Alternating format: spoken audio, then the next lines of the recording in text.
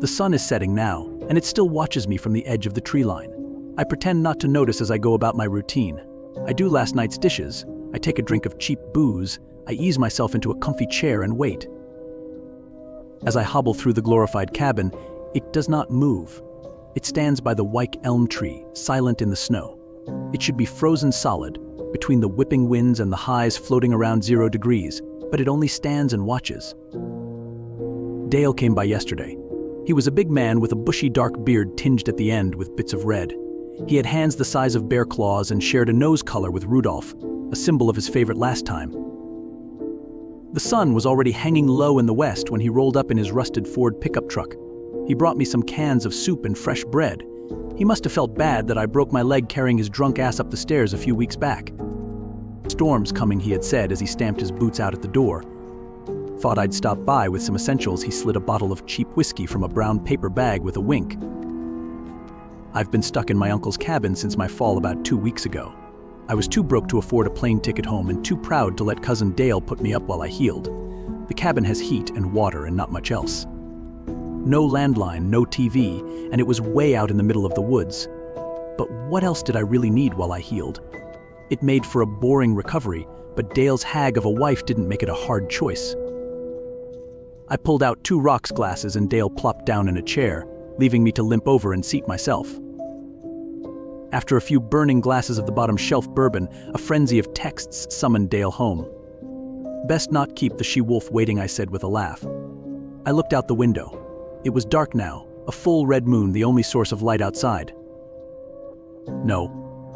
Best not." Dale fired back his glass, poured out another drink that was a finger short of a fist, and slammed that back too. He must have sensed I was looking at him like he was nuts. "I'm gonna need that for this fight.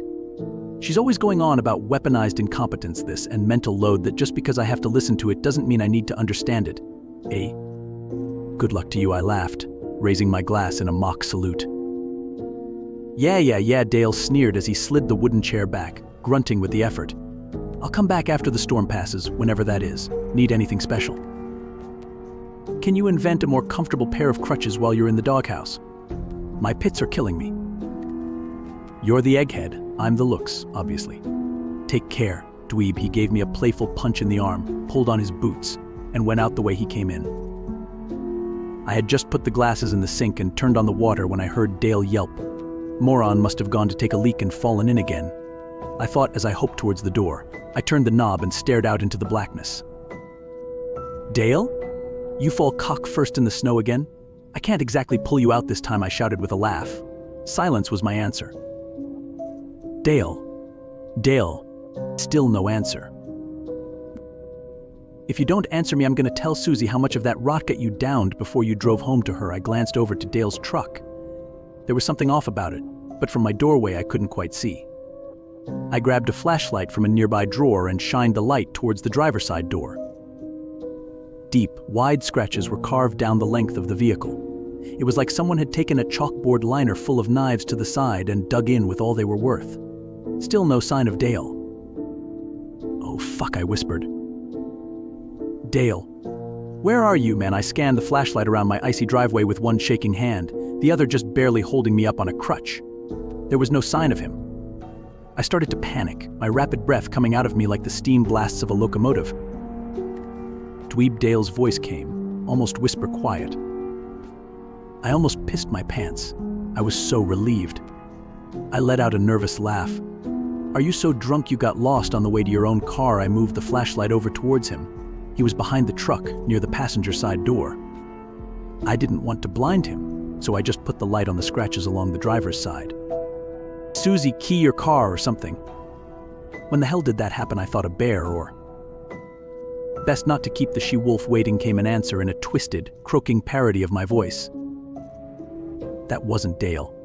I looked towards where the figure was standing and slowly brought the flashlight up. It was gone before I could flick my wrist upwards. I heard footfalls crunching through the snow towards the woods. Whatever it was fast. "Dale," I screamed again. Nothing but the wind answered. I looked up towards the woods. A pair of great big yellow eyes returned my gaze without blinking.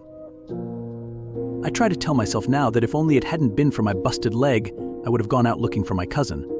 But I know that isn't true. I locked all the doors, turned on all the lights, and slumped down in the kitchen with my back to the fridge and a knife in my hand. I don't remember falling asleep or even feeling all that tired, but the booze must have snuck up on me. I woke up in a sweat, knife still tight in my fist. I scrambled to the window and looked outside. No creature, no Dale, just blood. Spread in a large pool from behind the truck.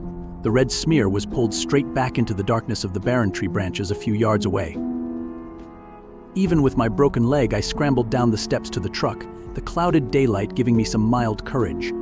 Dale's truck was trashed, tires flattened, windows smashed, even the seats shredded. I limped to my Buick. It was no better, the engine torn to bits under the hood and the tires shredded. I rushed back to the cabin.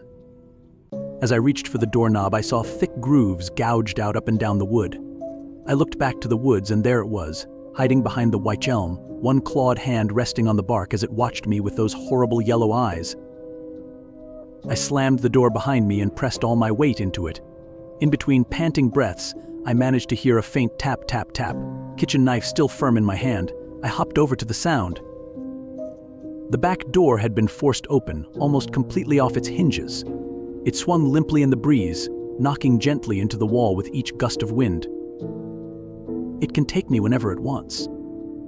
I try not to think about it as I go about my business. I just hope whatever is watching me from the wych elm makes it.